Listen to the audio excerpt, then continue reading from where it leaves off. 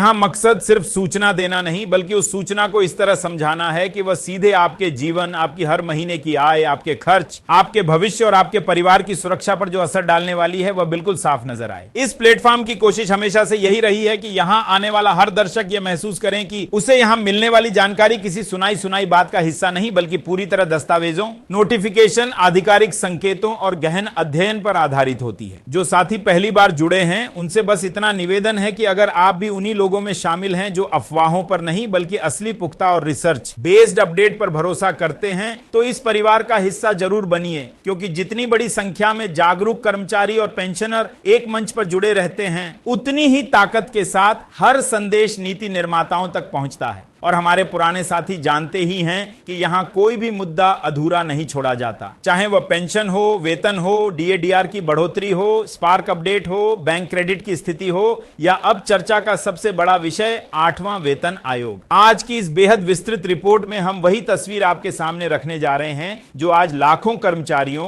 पेंशनरों और उनके परिवारों के भविष्य की दिशा तय करने वाली है। कई महीनों से यह सवाल हवा में घूम रहा था कि आखिर 8वां वेतन आयोग बनेगा या नहीं, सरकार इसकी मंजूरी कब देगी, टर्म्स ऑफ रेफरेंस जारी होंगे या कोई बिल्कुल नया वेतन निर्धारण मॉडल लाया जाएगा। लोगों के मन में लगातार यह चिंता थी कि कहीं सरकार 7वें वेतन आयोग की तरह कोई लंबी खामोशी ना बनाए रखे या पिछली बार की तरह देरी में देरी ना होती चली जाए। लेकिन अब तस्वीर पहले की तुलना में कहीं ज्यादा स्पष्ट हो चुकी है। सरकार की ओर से 8वें वेतन आयोग के टर्म्स ऑफ रेफरेंस को आधिकारिक मंजूरी मिल चुकी है और आयोग ने औपचारिक रूप से अपना काम भी शुरू कर दिया है। इसका सीधा मतलब यह है कि अब यह बहस खत्म हो चुकी है कि आयोग बनेगा या नहीं। अब असली चर्चा इस बात पर है कि आयोग की सिफारिशें कैसी होंगी, वे कब तक पेश की जाएंगी, कितना फिटमेंट फैक्टर रखा जाएगा, पेंशन में कितनी बढ़ोतरी होगी, वेतन कितना ऊपर जाएगा और सबसे महत्वपूर्ण लाभ आपके बैंक खाते तक किस तारीख से पहुंचेगा। यह वह मुद्दा है जो हर पेंशनर और कर्मचारी को सबसे ज्यादा प्रभावित करता है, क्योंकि वेतन या पेंशन में बदलाव सिर्फ कागज पर होने वाली बढ़ोतरी नहीं होती, बल्कि घर के खर्च, दवाइयों, बच्चों की पढ़ाई, बिजली पानी के बिल और हर महीने के बजट को सीधा प्रभावित करने वाला सबसे अहम कारक होता है। सरकार ने 8वें वेतन आयोग को लगभग 18 महीने का समय दिया है ताकि वह देश की आर्थिक स्थिति, सरकारी खजाने की क्षमता, महंगाई की रफ्तार, मौजूदा वेतन संरचना,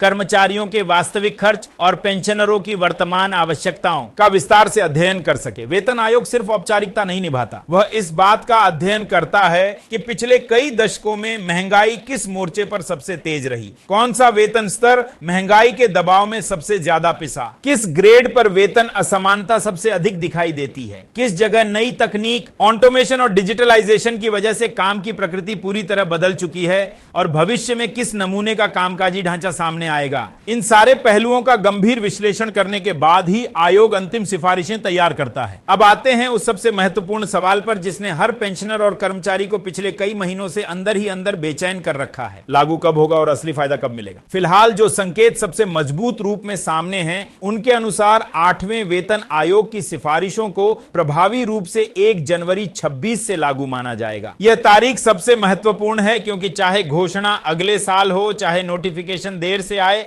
चाहे लागू करने में समय लगे, गिनती इसी तारीख से होगी। इसका मतलब है कि आपकी पेंशन, आपकी बेसिक सैलरी, आपका ग्रेड पे, आपका पे मैट्रिक्स, आपकी पे बैंड की नई संरचना, सब कुछ 1 जनवरी 26 को ही आधार बनाकर तय होगा। लेकिन यहां एक बड़ी बात है, लागू होना और प्रभावी होना दोनों हमेशा एक तारीख पर नहीं होते। आयोग रिपोर्ट सरकार को सौंपेगा, फिर मंत्रालय अपनी टिप्पणियां देंगे, फिर वित्त मंत्रालय लागत का विश्लेषण करेगा, राजकोषीय असर देखेगा, फिर कैबिनेट की मंजूरी आएगी और अंत में नोटिफिकेशन जारी होगा। यह पूरा प्रोसेस स्वाभाविक रूप से समय लेगा। इसी वजह से अनुमान लगाया जा रहा है कि जमीनी स्तर पर वास्तविक लागू होना 27 के अंत या 28 की शुरुआत तक खींच सकता है। यानी कागज पर फायदा जनवरी 26 से मिलेगा, लेकिन हाथ में पैसा 27-28 के बीच आएगा। यहां से शुरू होती है वह बात जो सबसे ज्यादा राहत देने वाली है। एरियर यदि मान लिया जाए कि जनवरी 26 से लेकर दिसंबर 27 या फरवरी 28 तक वेतन और पेंशन का पूरा अंतर जो बनता है वही एरियर के रूप में दिया जाएगा। यह अवधि लगभग 2 वर्षों तक खींच सकती है। 2 वर्षों का एरियर कोई छोटी मोटी रकम नहीं होता। बहुत से परिवार इस एकमुश्त रकम से अधूरी जरूरतों को पूरा कर सकते हैं। बच्चों की फीस, शादी ब्याह का खर्च, पुरानी देनदारियां, मेडिकल बिल, घर की मरम्मत, सब कुछ इस एक बार मिलने वाली राशि से पूरा हो सकता है। इसलिए एरियर को सिर्फ बोनस समझना गलत है। यह लाखों परिवारों के लिए एक नई आर्थिक सांस की तरह है। अब आते हैं पेंशन क्रेडिट की मौजूदा स्थिति पर। बैंकों के माध्यम से पेंशन प्राप्त करने वालों के लिए इस महीने पेंशन क्रेडिट होना शुरू हो चुका है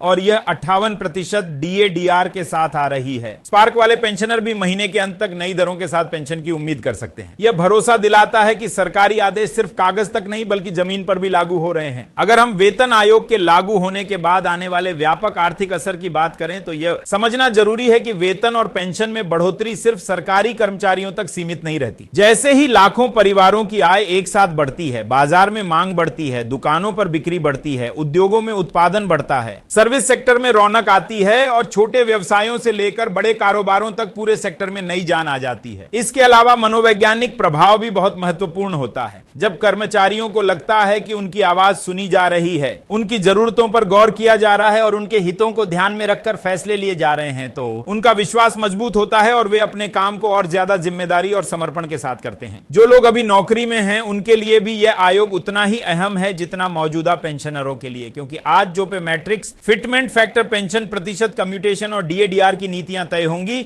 वही आने वाले कई दशकों तक उनकी पेंशन की नींव बनेंगी। आज लिया गया हर फैसला भविष्य की कई पीढ़ियों को प्रभावित करने वाला है। अंत में इस पूरी विस्तृत रिपोर्ट का निष्कर्ष फिर से साफ साफ समझ लीजिए। 8वां वेतन आयोग अब केवल चर्चा का विषय नहीं बल्कि आधिकारिक रूप से प्रारंभ हो चुकी प्रक्रिया है। टर्म्स ऑफ रेफरेंस तैयार हैं, आयोग काम कर रहा है। सिफारिशें 1 जनवरी 26 से प्रभावी मानने के मजबूत संकेत हैं। लागू होने में समय लग सकता है लेकिन एरियर पूरी तरह मिलने की संभावना है। फिटमेंट फैक्टर जहां भी तय होगा उसका सीधा असर आपकी पेंशन और वेतन पर पड़ेगा, और यदि commutation, tax free pension, 70% pension, medical allowance और DA की समीक्षा जैसी मांगों में से कुछ भी स्वीकार की गई तो करोड़ों परिवारों के जीवन में वास्तविक बदलाव देखने को मिल सकता है। जुड़े रहिए, जागरूक रहिए और हमेशा तथ्यों पर भरोसा रखिए, अफवाहों पर नहीं। बहुत जल्द हम फिर मिलेंगे, तब तक के लिए नमस्कार। और हाँ, अगर अभी तक आपने चैनल को सब्सक्राइब नहीं किया है तो अभी कर लीजिए। रियल सूचना टीवी आपके हक की हर खबर सबसे सटीक और सबसे पहले लाता रहेगा।